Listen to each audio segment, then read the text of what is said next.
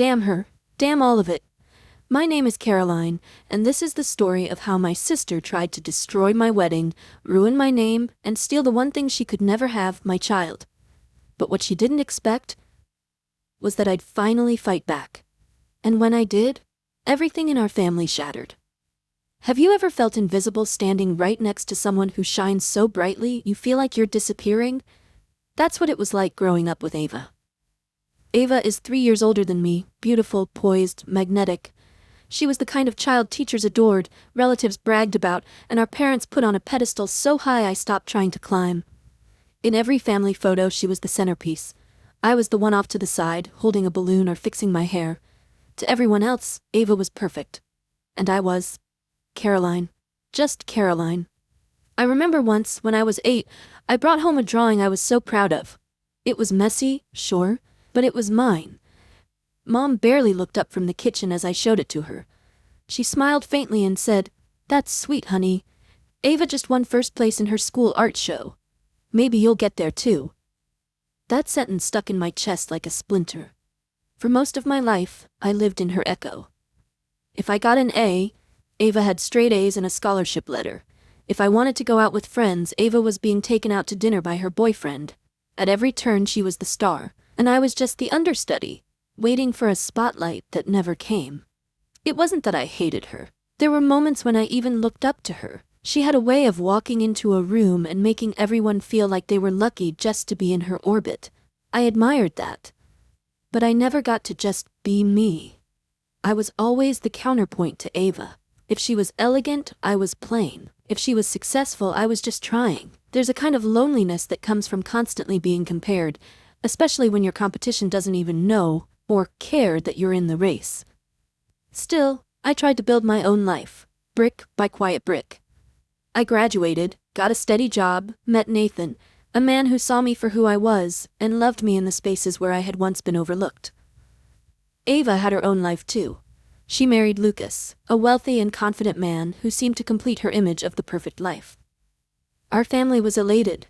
The wedding was extravagant. I stood beside her as a bridesmaid, clutching a bouquet while the world cheered for her. I smiled until my cheeks hurt, but something changed after that. Or maybe it had always been there, beneath the surface, waiting to crack. The day Ava told me she was getting married, I had smiled and congratulated her. Genuinely. I didn't know then what would follow. Now, standing in front of the mirror in Nathan's apartment, admiring the tiny engagement ring glinting on my finger, I felt something strange, a mix of happiness and guilt. I had waited so long to be someone's first choice. Why did it feel like I was stealing something? Will she be happy for me? I wondered, brushing my hair back. Nathan walked into the room, wrapped his arms around me, and whispered with a grin, "So, do we tell them today?" I nodded, but my stomach churned. Was this joy mine to keep, or would it somehow still belong to Ava? I still remember the exact moment we told them. It was a quiet Sunday dinner at my parents' house. Roast chicken, potatoes, the smell of rosemary drifting through the air like an old song. Nathan and I sat across from Ava and Mom, Dad at the head of the table reading headlines off his phone, like he always did. I had rehearsed it in my head a dozen times. How I would smile, how I would take Nathan's hand and gently make the announcement. How maybe, just maybe, they'd see me for once, not as Ava's sister, but as Caroline, a woman with something beautiful to celebrate. Nathan cleared his throat, his hand warm over mine. "We have some news," he said, glancing at me. I smiled. "We're getting married," I said, heart racing, "this September." For a moment no one spoke. Mom blinked. Dad looked up from his phone. Ava set down her fork so slowly it made a sound that felt louder than it should have. "September?" she said, her voice sharp, eyes narrowing. "Yes," I replied, trying to keep my tone light. "We thought early fall would be perfect, not too hot, not too cold." Ava's lips pressed into a thin line. "You do know that's when my divorce was finalized, right?" Her words dropped like ice into the room. I blinked. I didn't know the exact date, Ava. I swear, we just picked the month that worked best for." "Of course you did," she said, cutting me off. "Just like everything else you've ever done. Perfectly timed to make sure you're always the one who comes out on top."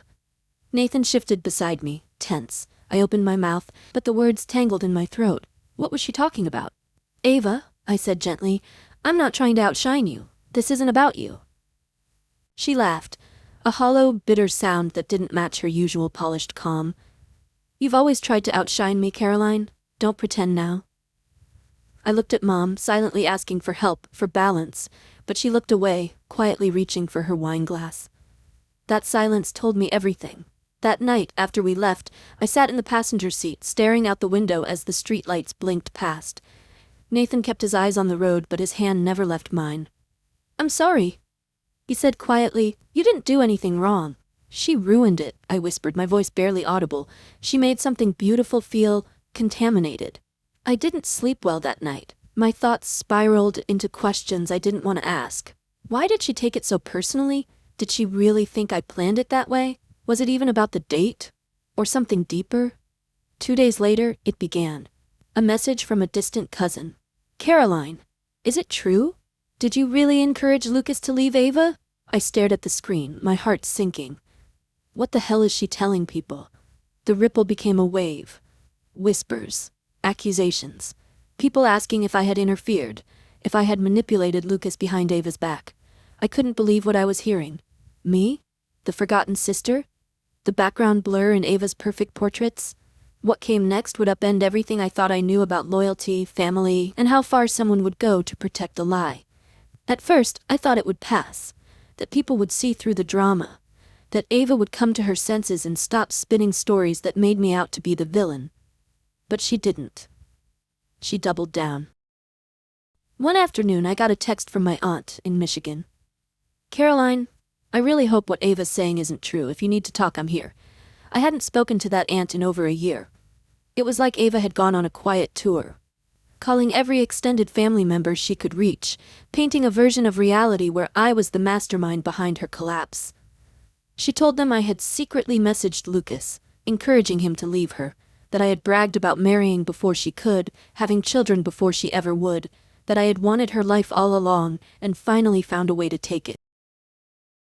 The absurdity should have made me laugh. Instead, it made me sick. I tried to call Mom, it rang and rang, and went to voicemail.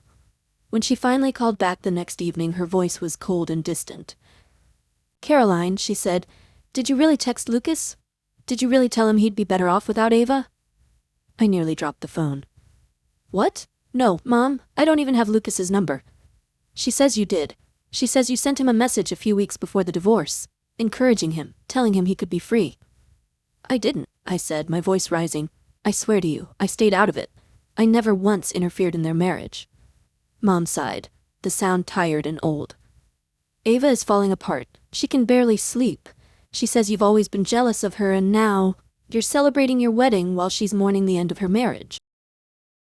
There it was again, that word. Jealous. It clung to me like something rotten. I wanted to scream. Was it jealousy when I clapped for her awards? When I stood quietly in her shadow every holiday, every family dinner, every milestone? "Mom," I said, trying to steady my breath, "do you really think I'd sabotage my own sister's life?" There was silence on the line. Then she said, "I don't know what to think anymore," and hung up. That night, I stared at the ceiling, tears pooling at the corners of my eyes. Nathan lay beside me, awake but silent, one hand resting gently on my back. He didn't speak. He just let me cry. The next blow came a few days later. We were at a wedding boutique. I had just slipped into a gown I never thought I'd love so much. It hugged all the right places. The lace was delicate. I looked at myself and for the first time in a long time felt beautiful. Then Mom walked in. Her eyes were red, her mouth tight. She didn't greet me. She held up her phone. "Ava says you told Lucas you'd have a baby before she did, that you mocked her." My chest went cold. "She's lying," I whispered. Mom stepped closer. "Caroline, you have to stop. Ava has nothing left. Her husband is gone. She can't even have children." I froze. "She what?" Mom's voice cracked. "She found out last week. The doctor confirmed it. She can't get pregnant. You have everything she wanted, and she's lost it all." I looked into her face and realized she wasn't asking me to defend myself. She was asking me to step aside. "You want me to cancel my wedding, don't you?" I said quietly. Mom didn't answer. Instead, she said, "Just think about how Ava must feel." I wish I could say I didn't expect it, that I was surprised when the envelope arrived. Sitting on the kitchen table, like an unexploded bomb. The sender's name was printed in familiar handwriting, my mother's, and inside was a single page, her script shaky, like it had been written in the middle of the night. Caroline, after long discussions, your father and I have decided not to attend the wedding. Not because we don't love you, but because we cannot watch Ava fall apart any further. She has no one left. And you're building the life she always dreamed of. We hope one day you'll understand. I read it 3 times. I didn't cry. Not right away. I just went very still. Nathan found me sitting on the floor an hour later, the letter open beside me, my hands limp in my lap. They're not coming, I said quietly. They've chosen her, again. His face twisted, jaw clenched, but he didn't speak right away. Instead, he knelt down, took my hands in his and said gently, "Then let's make this wedding ours, just ours." The days leading up to it passed in a blur, distant relatives confirming, friends arriving from out of town, flowers being delivered, music rehearsed. But inside me, everything felt slow and heavy, like I was moving underwater. I kept asking myself, would they have done this if it were Ava? Would they have ever abandoned her like this? On the morning of the wedding, I stood in front of the mirror in my white gown, the lace wrapped tightly around my ribs, and looked into my own reflection.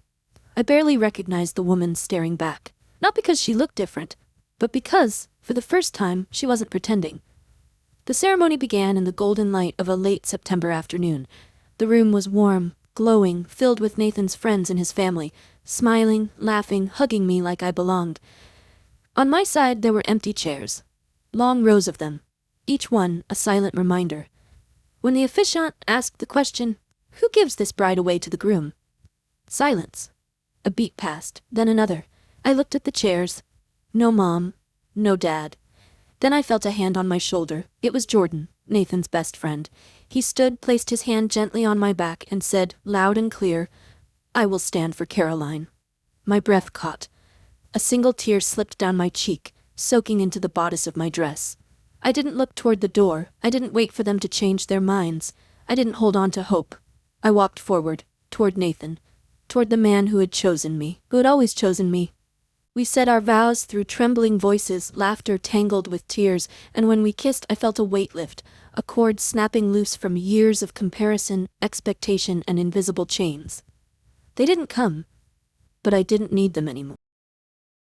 That night, surrounded by music, laughter, and the warm presence of people who truly loved me, I danced with Nathan, my arms around his neck, his forehead against mine, and in a quiet moment between songs he whispered, "You didn't lose anything today, Caroline. You found something better." He was right. I hadn't just gotten married that day. I had taken back my life. 3 weeks after the wedding, I posted a simple photo online. Nathan and I stood in front of our living room window, hands wrapped around a tiny ultrasound print. The caption said nothing more than, "Coming this spring." It wasn't for anyone but us. A quiet celebration. A promise. I had blocked most of my family from seeing anything I posted, or so I thought. Less than an hour later, my phone buzzed with a name I hadn't seen in months. Mom. I didn't want to answer. My hands trembled as I stared at the screen, debating. Nathan was beside me on the couch, rubbing my back with quiet encouragement. "Do you want to pick it up?" he asked. I hesitated, then I did.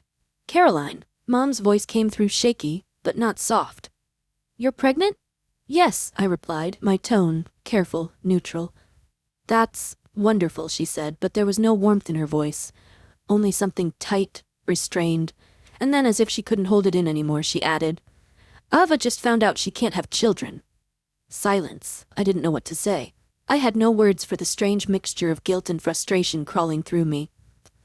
"She's devastated," Mom went on. "She's been trying for years. This news is hard for her." I closed my eyes. "I'm sorry she's hurting, Mom. But what does this have to do with me?" Mom's next words hit like ice. "Have you thought about letting Ava be involved? Like a second mother to your baby? It might help her feel less alone." I sat in stunned silence. I couldn't even breathe for a moment. "What?" "Your sisters. This baby is her niece or nephew. Maybe if she could help, just be around the baby a little, it would give her a sense of purpose." "You want me to hand over pieces of my child's life to Ava? The same woman who sabotaged my wedding, lied to our family, turned everyone against me?" We said our vows through trembling voices, laughter tangled with tears, and when we kissed, I felt a weight lift, a cord snapping loose from years of comparison, expectation, and invisible chains. They didn't come, but I didn't need them anymore. That night, surrounded by music, laughter, and the warm presence of people who truly loved me, I danced with Nathan, my arms around his neck, his forehead against mine, and in a quiet moment between songs he whispered, "You didn't lose anything today, Caroline. You found something better." He was right. I hadn't just gotten married that day, I had taken back my life. 3 weeks after the wedding, I posted a simple photo online. Nathan and I stood in front of our living room window, hands wrapped around a tiny ultrasound print. The caption said nothing more than, "Coming this spring." It wasn't for anyone but us. A quiet celebration? A promise? I had blocked most of my family from seeing anything I posted, or so I thought. Less than an hour later, my phone buzzed with a name I hadn't seen in months. Mom. I didn't want to answer. My hands trembled as I stared at the screen, debating. Nathan was beside me on the couch, rubbing my back with quiet encouragement. "Do you want to pick it up?" he asked. I hesitated. Then I did. "Caroline," Mom's voice came through, shaky but not soft. "You're pregnant?" "Yes," I replied, my tone careful, neutral. "That's wonderful," she said, but there was no warmth in her voice, only something tight, restrained. And then, as if she couldn't hold it in anymore, she added, "Ava just found out she can't have children."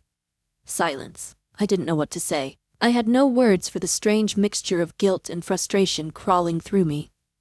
"She's devastated," Mom went on. "She's been trying for years. This news is hard for her." I closed my eyes. "I'm sorry she's hurting, Mom, but what does this have to do with me?" Mom's next words hit like ice. "Have you thought about letting Ava be involved? Like a second mother to your baby? It might help her feel less alone." I sat in stunned silence. I couldn't even breathe for a moment. "What?" "Your sisters. This baby is her niece or nephew. Maybe if she could help, just be around the baby a little, it would give her a sense of purpose." "You want me to hand over pieces of my child's life to Ava? The same woman who sabotaged my wedding, lied to our family, turned everyone against me?" "She's lost everything," Mom whispered. "You have so much now. Can't you share just a little?" My voice was shaking. "You weren't at my wedding. You left me because she was sad. She needed us? And I didn't?" Silence. I hung up. I wanted to scream, to cry, to crawl out of my skin. But instead, I walked to the bedroom, laid my hand over my belly, and whispered, "I will protect you from everything, even them." But Ava wasn't finished. A few weeks later, Nathan's mom, Linda, called me. Her voice was gentle but tense. "I just wanted to check in," she said. "I got a message from Ava. She said you're struggling emotionally and might not be in the right state to raise the baby." I went cold. "What?" "She said you've blocked your family, won't speak to anyone, and that you're not taking care of yourself properly." I was speechless. "She also contacted your landlord," Linda added carefully. "Said you were mismanaging Nathan's finances and might miss rent payments." My knees buckled. I sat down hard on the couch. She wasn't just telling lies anymore. She was trying to dismantle my life. I had always believed that if you were patient, if you were kind, people would eventually see the truth. But that belief shattered the moment I got a text from my landlord. "Hi Caroline, I just received a call from someone claiming to be your sister. She said you're experiencing financial trouble and might need assistance with rent. Is everything okay?" I dropped my phone. This wasn't gossip anymore. This wasn't just backhanded comments at family dinners or subtle digs behind my back. Ava was actively trying to sabotage my life, my stability, my future. She was trying to make me look mentally unstable, financially incompetent, and unfit to be a mother. And suddenly it clicked. She wasn't trying to be involved in my baby's life, she was trying to take it over. That night, I sat at the kitchen table, shaking, hands clenched so tightly my knuckles turned white. Nathan sat across from me, his brow furrowed with concern. "She called Linda, the landlord. She's probably talking to more people." Nathan didn't hesitate. "That's it, this has gone way too far, we're getting a lawyer." "But she's my sister," I whispered. Nathan leaned forward. His voice was calm but firm. "No, Caroline, she's not anymore. Sisters don't do this. She's trying to tear your life apart, and we are not going to let her." For the first time, I didn't protest. I didn't say, "Maybe she's just hurting." I didn't say, "But she's family." because none of that mattered anymore. What mattered was this life growing inside me, this child I had waited for, this peace I had fought to build. I booked the legal consultation the next morning. At the lawyer's office, I felt like I was holding my breath the entire time. Every word I spoke about Ava, about the calls, the lies, the messages, felt like reopening old wounds. But the lawyer didn't flinch. She listened carefully, took notes, but asked direct questions. "We'll send a cease and desist letter immediately," she said. "This qualifies as harassment and defamation.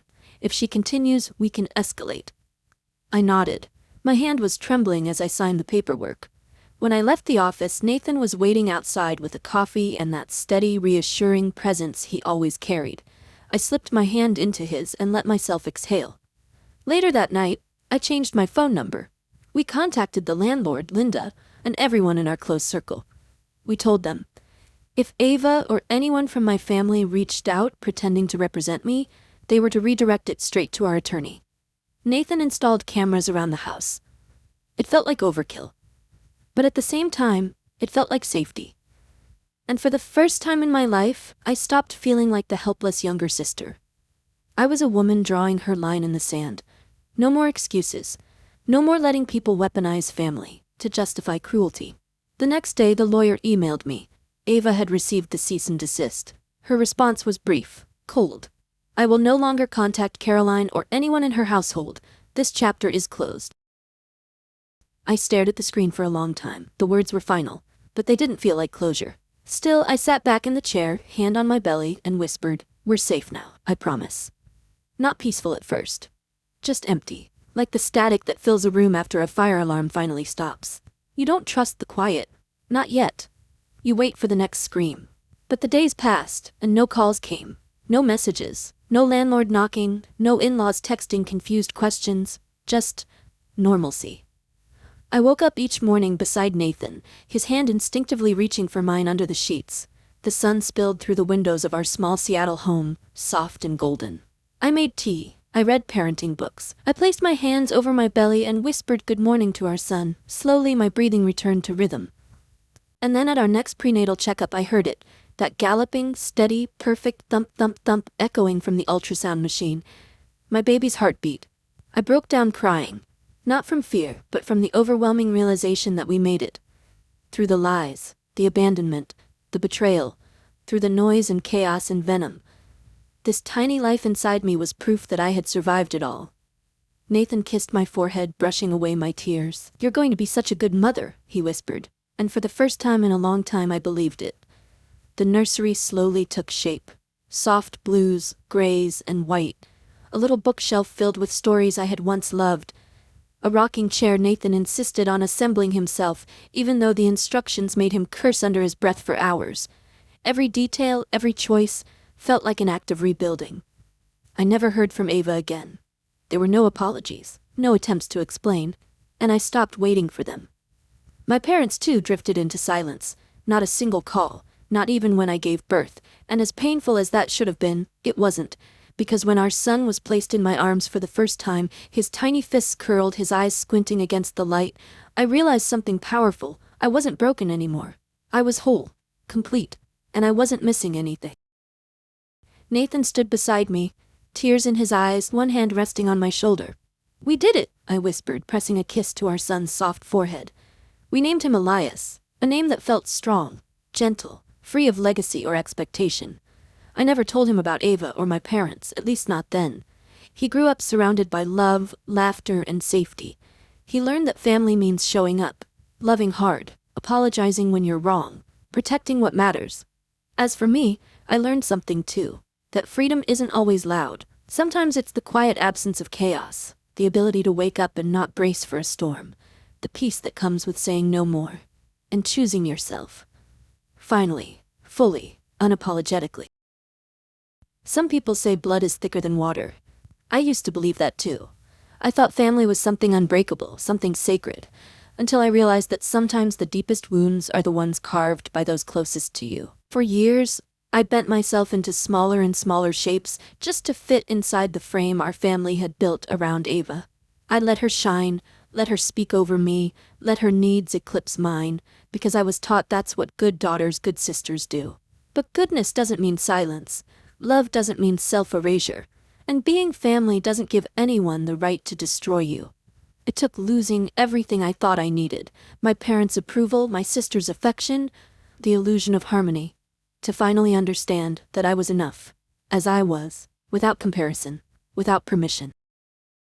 Now when I watch Elias toddle across the living room, arms outstretched, laughing at absolutely nothing but the joy of being alive, I see the life I built, not the life I inherited, not the one I was told to chase, mine. Nathan and I often talk in whispers late at night, when the baby's finally asleep, about everything we went through. He'll ask me sometimes if I miss them. My parents, my sister. I think about it for a moment, and then I shake my head. Because what I miss isn't them. It's the version of them I used to hope existed. The parents who would have stood by me on my wedding day. The sister who might have been proud instead of envious. The family who would have seen me as more than Ava's echo. But hoping for those people kept me chained to heartbreak. Letting go was what set me free. And in that freedom, I discovered something greater. Family is not who shares your name. It's who shows up when it matters. It's the hand on your back when everyone else walks away. It's the voice that says, "I believe you," when others demand proof. It's the steady, quiet presence of someone who chooses you, again and again. I look at Nathan, I look at Elias, and I know this is my family. And I will fight for it, protect it, and nurture it with every part of me. Because now I understand. Sometimes, the most powerful act of love is choosing to stop surviving other people's stories and start writing your own.